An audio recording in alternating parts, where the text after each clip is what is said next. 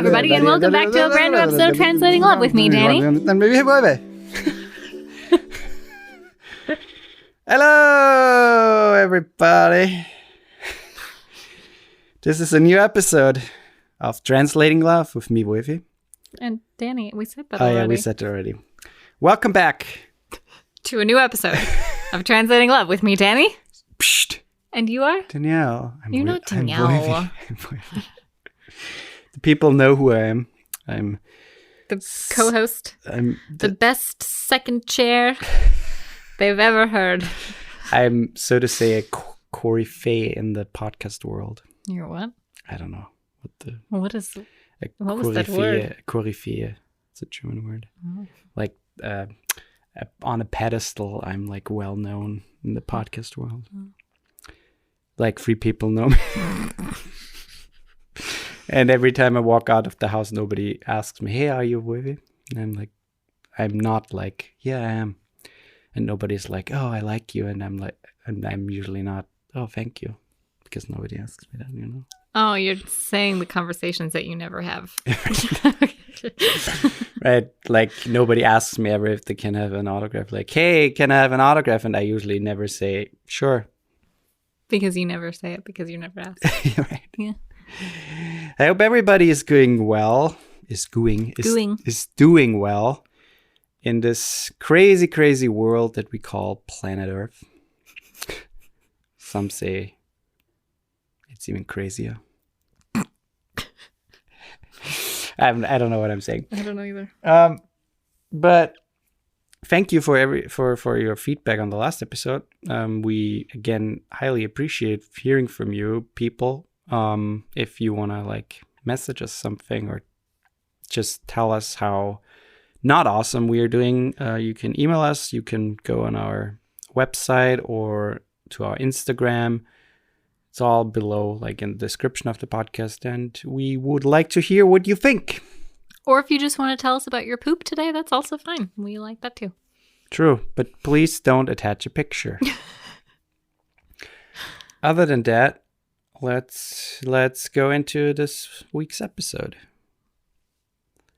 And today we're talking about equality in relationships. Mm-hmm. And I'm going to turn on my Austrian English dialect now for the purpose of something. So, let's talk about this topic we decided to do this week. On equality in relationships, yeah. And don't laugh at my dialect. This is very proper English. Very. And I have learned English for the past couple of years, and this is the best I can come up with. And who learned it to you? The teachers in the school learned it to me. No, I'm switching back.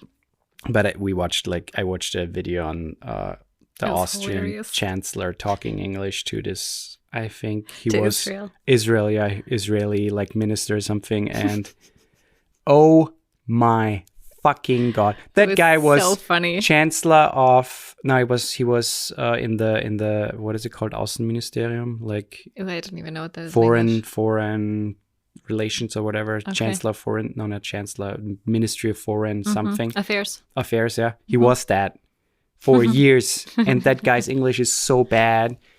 Like Arnie's English is better at this point. So you can't really compare the two though, because Arnie's been in the US for a really long time. Yeah. And he's in Austria. So still, it's embarrassing. It's really bad and it's really funny. It's embarrassing. But yeah, we are really talking about equality in relationships. That was not a joke. And I think we kind of talked about that topic in multiple other episodes already, or at least we kind of raised it. We touched on it a little bit. Like, I think in like the arguments episode, but also in the like I think what you can do for yourself, or like I don't know what it was called, like how to love yourself or something like that. But also in the really loved episode about jealousy, and probably other episodes, but it's kind of an interesting topic, so I thought it would be nice to talk about it. Yeah. And I mean, if you like dissect it, or if you would explain what it means, what does equality in relationship is defined by, in your opinion? In my opinion, wow, that's interesting. So I have to think about it for a second, sir. I mean, that both people are not only treated equally in the relationship, like one is not dominant over the other, but also that like feelings are treated equally. Each person can express their feelings without feeling judged or like pushed aside, or like their feelings don't matter. I think gender roles can also be part of that. You talked about that too in I think 4 episodes ago or something like that, where certain gender roles automatically pushes a person into a more unequal position, I would say, or lower position. For example, one of the traditional gender roles is like the husband or the man in the house is earning the money and is like, what is it called? Providing for the family, and the woman stays home. Like, this is very traditional. Babies, stays home and cleans and cooks and all that shit. Right. Yeah. But that alone puts you in like a very unequal position where the breadwinner, is it called the breadwinner, is basically the dominant person and who is deciding over like the money and what money is spent where, and when people go out and eat, the breadwinner, the man, usually pays for food and stuff like that, which probably puts a strain on a relationship in long term. Or unless the couple is like both agreed on that. That's what I just want to say. Yeah. Unless, and also I just want to quickly say there's absolutely nothing wrong with if the woman, if you fall into those gender roles and you stay home with the kids and your partner goes out and works and is the sole financial provider, there's also nothing wrong with that. Obviously, there's nothing Those are wrong. just the typical gender roles, like the stereotypical gender roles. And as I said, that position or that roles can put an unequal relationship, or that can put unequal positions in a relationship. I think you actually have to work harder. I would guess you'd have to work harder as a couple if you're in that situation to make the relationship feel equal. Yeah. I mean, sure, unless, again, the other party, the woman or whoever is the other party, falls into that role automatically because it was taught to be in that role, or it never questioned that role, So in that case, it's also fine if you're fine with it, and if you love playing that role, then why not? Do what suits you best. Indeed. Unless you're hurting animals, then don't do that. Don't do that, please. But I think you already said that. I think a big thing is how you respect each other, how you treat each other, and how you respect your feelings and your opinions in the relationship. I think all comes down to like simple things like, okay, for example, if your partner makes all the decisions, or if you make all the decisions, that might be a sign for like an unequal relationship. I mean, good examples are like, who is deciding what is going to do, what is happening on the weekend, for example. Who is deciding which friends you will hang out, or who you meet during the week or on the weekend. Is there any like decisions made by a party in the relationship when sex is gonna happen? Like, like he or she or they are demanding sex to a certain time and there's no like, discussion about it. It's just like, okay, we're doing it now. Things like that. And also like housework, I think, is also a big thing. Like if one party is always doing a certain housework, that can be mutual where, okay, you do that, I do that, obviously. But for example, if it falls back to one person, like you are, for example, in charge of everything, like cleaning, emptying the dishwasher, cooking and stuff like that, that could put a strain on the relationship over a long term if the other person feels treated unequally. Mm-hmm. And who is to say that the man can't unload a dishwasher or clean? And I sometimes get the weird question, like if I clean and my aunt sees me like, are you cleaning? I'm like, yeah. Oh, that's really? Yeah. I get weird comments because nobody's cleaning in the house. Like she's cleaning. That's so Her weird. husband never cleaned. I mean, in my other family, my uncle never goes to the grocery store. Never. So weird. He never goes to the grocery store and he never cooks. I mean, cooks. I already knew that one. But I think most of your uncles don't cook. so it's a very traditional. Especially here, it's very, very traditional here in Austria. They established those very traditional roles. Also, I don't really like the word traditional in that sense because yeah. tradition is supposed to be like a positive thing. And I feel like if you're not always. stuck in a gender role where you think that's the only way, I feel like that's more like, Right. I don't know. But moving on, like if you also can't compromise, for example, or if the other person can compromise, that's also a big thing. Like being in a relationship, and we talked about this multiple times, is talking with each other openly and also compromising. You will never find. There is always going to be the one time where you argue about something, and usually a compromise can fix that. I don't think so. You don't think so? No. Why? I just don't. Okay. Wow. That was an example, folks. Okay. Okay. Now I get it. Psych. No, but I mean, compromising is the foundation of a relationship if you think about it, because you're two different people sharing a life together. And if one person always pulls in the opposite direction of your opinion, then it's just a hassle, and it's so much more work and energy that you just throw out the window. And if you're like a person that doesn't want confrontation, or at some point you think like, okay, I'm avoiding that now, then you have to always give in and there's no compromise. So obviously you are then not treated equally because your opinion in whatever matter doesn't matter, it seems. Or you're just you hate conflict so much that you never approach anything, even if it bothers you, which then ends up snowballing later and becomes a bigger problem than it actually was when it was a small problem. Right. And the thing is, with every fight or argument, you can look at it, okay, there's a winner and a loser. But in the grand scheme, it should be more like, okay, you discuss the problem, or you discuss the conflict, and you find a solution, a mutual solution.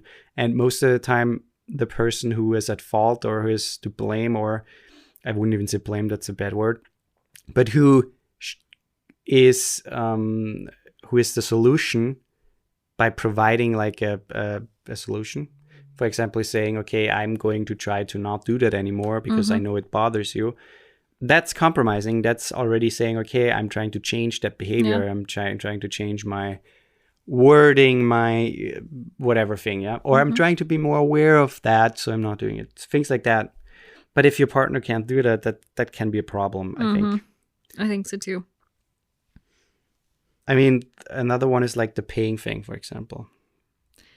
Yeah, I mean, that also comes into play. That's kind of a tricky one for me because there are some relationships, like we said before, where there's one person who's like the main breadwinner, or the only breadwinner, the only one providing financially. And so then it comes into question, okay, of course they're going to be technically paying for everything. Yeah. But I think that can also be a tricky situation. And we talked about this too when we talked about finances, that there are different ways to spread out your finances in a relationship, whether you have them separately or whether you have a joint thing, and like how to equally split costs of things, even if that doesn't mean 50-50. But that can also be like a big source of conflict or inequality in this sense, where one person might feel like, oh, they're paying for everything all the time. And I don't know, that creates conflict in itself. Yeah. But then they might also feel like their partner expects them to pay for everything all the time. And so maybe they're not having that conversation. Yeah. And that can also be an issue. But if you want to learn more about that, you should listen to our financial episode. Finances. Yeah. Another thing is, and I hate that one, is like having the last word. Because it's so stupid and it's self-serving, it's selfish, and it's not in any way productive for the relationship. So if one person has the feeling of like, putting in the last word at any point, like if it's an argument or if it's just a discussion or just like a simple, I don't think so, but I don't care anymore or something like that, just like to put in a last word, that can be fucking annoying, first of all. And second, it shows that the other person's opinion is not in any way important or respected. The thing is, you can have different opinions, and we talk about that all the time. Only because we talk about a certain topic and voice our opinion on it doesn't mean that your opinion isn't valid at all. And it's the same in a relationship. If one person has a different opinion about something, then that is fine. And if it concerns both of you, for example, like raising a kid and choosing certain things in the raising, then yeah, that has to be discussed and there has to be a solution to be found. But if you just try to bring in just say, okay, I don't care anymore, just do it the way you want to do it, something like that, passive things like that, unproductive things like that, just to put in the last word, stop that. But the other thing about the last word, it doesn't necessarily mean like literally having the last word. Obviously not, yeah. But a lot of like the way that we use that phrase in English, like they have the last word all the time, is more saying that they always decide. Like it doesn't matter what we talk about or what we fight about, they end up being the one who gets their way in the end. Yeah. And that's also something that's really unhealthy for a relationship. Let's quickly take a break.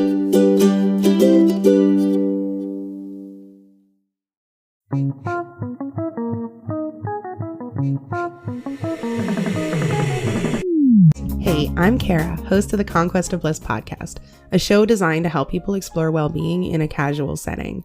The thing is that I spent a super long time searching for well-being, and once I finally started to gather some of the tools and understanding, I started wondering why it was so hard to access in the first place.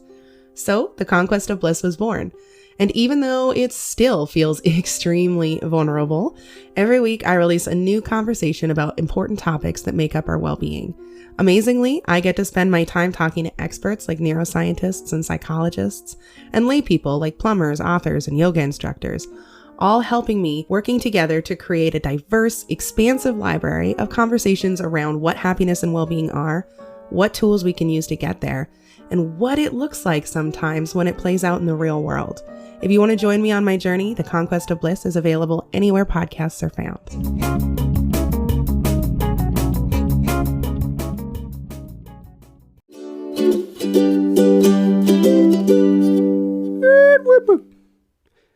There are, way more, probably way more examples for being in being in an unequal relationship or being treated unequally in a relationship. And I think that can also be obviously put to like a work type relationship, like if you're employed somewhere and you're not treated equally. For example, compared to your other colleagues, for example, stuff like that, that can also put a strain on the relationship, like on a professional level. And that should also be at some point probably addressed, because otherwise you will not be happy in that constellation. But going back to like the romantic relationship kind of stuff, there are things you can do for putting your relationship in a more equal manner. Mm-hmm. One thing that's really maybe the most important is having mutual respect and making that like priority number one. Mm-hmm. I mean, granted, I always say communication is number one, but I think respect goes hand in hand with that, because without communicating with your partner, whether it be just openly communicating about just things in general, Yeah. or talking about boundaries or compromising or things like that, you're communicating in those cases. Yeah. And it's all about conversation and being open with each other. And if you're not letting your partner speak or vice versa, then, or if you're not willing to hear what your partner has to say, Mm-hmm. then that's disrespecting the partner, disrespecting the relationship. And that's a pretty massive fail, I would say. Yeah, and also, I mean, you already said it's communicating, obviously, but also speaking kindly to each other, freely giving support without like having the feeling that you need to give something back, for example, or that you want something back. Compromising, we already said that. I mean, that's like a key thing to a healthy relationship. Listening without interrupting. That's huge. Stop it. I'm still talking. And respecting boundaries, obviously, is also a thing that can show the other person that you respect them and that you, I mean, that's a big way to show respect in that sense. Your needs obviously should be equally important. Like everyone has different needs in a relationship, and by talking, you find out those needs, obviously, and probably your partner also tells you, hey, I need that more from you, or we could, bring this relationship to another level if we work on that, for example. Well, something that you can do if you want to learn more about that is listen to our very, very popular episode on the 5 love languages. That's true. That's a good one. And we always kind of talk about that stuff. Yeah. We always continue simply because we have such different needs. Well, it also needs change. And needs change that we talk about that all the time, where we say, okay, I've noticed that those certain things haven't been, as prominent in the last couple of months. So maybe we can, work on that, or you can work on that, stuff like that. You can ask your partner to address those needs and to, get them a little more. You can ask for that. And the thing is, if you don't give your partner that's usually a sign for being in a toxic relationship. If you always demand but never give, if you don't care about their feelings, if you don't care about their needs, it's a very one-sided thing. Again, very unequal. And that should be addressed at some point. Yeah. I mean, a big one is the sex thing. What about the sex thing? I mean, obviously, if you are in a relationship with someone, in a romantic relationship, you are having sex, I assume. And that the sex alone is a very tricky thing because, again, we're back at the need thing. Every person needs something else in sex. Every person is different when it comes to sex. And that can be very efficiently found out about, like, if you're talking about it, if you just sit down and say, okay, or if you just have some intimate sex talks, that could be a really nice thing where you find out what your partner likes, dislikes, and we also have you can even do that during sex. You can try something new, or tell your partner what you want them to do, and vice versa. And it can be exciting, it can be fun, and you learn something new about your partner. It also makes you feel more connected to them. And also, research shows that sexual communication equals greater relationship satisfaction for both men and women. So communication is not also going to improve your relationship, but also your sex life, 100%.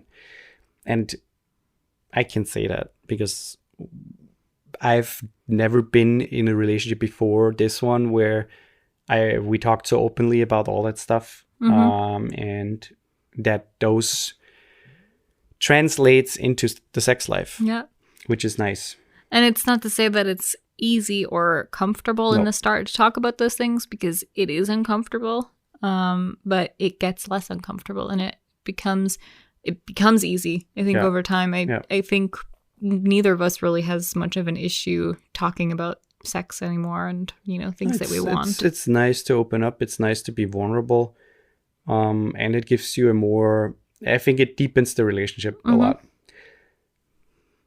It's also important that you build a friendship with your partner. Yeah. You obviously have a romantic relationship, but especially if this is someone that you plan on spending a long amount of time with or even your lifetime with, it's important to be friends with them. Yeah. And I mean, this is you think about like the things that you do with your friends, and like you share interests together. Typically your best friends are the people that you share a lot of the same likes and dislikes, and you do a lot of the same things together, and you try new things together. And that should be something that you bring into your relationship as well, because you can, again, learn something about each other. Yeah.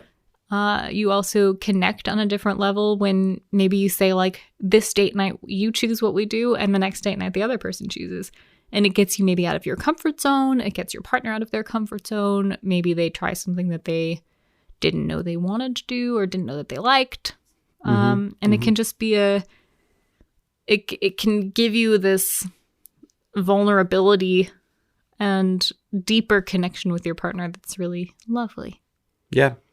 And the same goes for like building a partnership in the relationship, because it's not only being like friends with your partner, but also trying to build a healthy relationship, obviously. And you can do a lot of things where you, for example, get to know each other's friends and families, talking about what's going on in your lives. Obviously, we talked about that. Consulting one another before making big decisions or purchases. We also talked about that. Just things to show the other person that you're involved in their life and vice versa. And that you want them involved in yours. Right. And that goes also along with spending quality time alone. If you notice that you spend time with other people all the time, maybe ask your partner, hey, I really like our friends. I really like your friends. But let's try to plan date nights, or let's plan some nights alone. And that can also always be easy, because some people like to be surrounded by other people. Some people maybe are uncomfortable by just being alone. Yeah. But there are also some people, especially in times like this, where you do spend a lot of time alone. Yeah. And so you don't know how you can make it special. Yeah. Because you do it so often anyways, which I think a lot of people are in that situation within this last year. Yeah. And that's something that I think we struggle with, trying to think of like, what can we do that's quality time together that's like outside of our norm. Yeah, that's true. And I mean, one big thing before we end this episode is support each other, obviously. I mean, support goes a long way, and by meeting each other's needs, by showing support, by trying to, support their, business endeavors or job things, or like educational things, that shows that you're interested in your partner and that you're committing and that you root for them. Yeah. And there are also other ways where you can support them by making their lives stress-free, by showing them that you're there for them, that you hear them, that you try to help solve their problems, maybe stuff like that.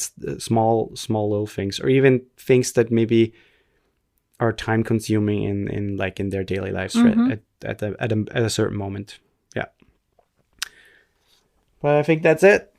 I do believe it is. I mean, I think that to sum it all up, we talked about all this stuff already, but I think in the grand scheme of things, an equal relationship is basically a healthy relationship where the other partner is the same, on the same level, and is treated the same.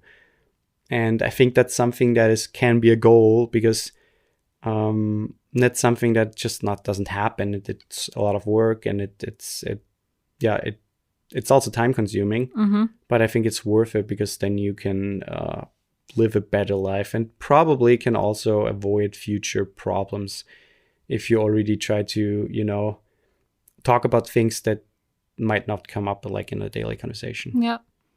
And again, communication is key. We say it all the time, but it really is the key to most of life's problems, and especially in a relationship. Yes.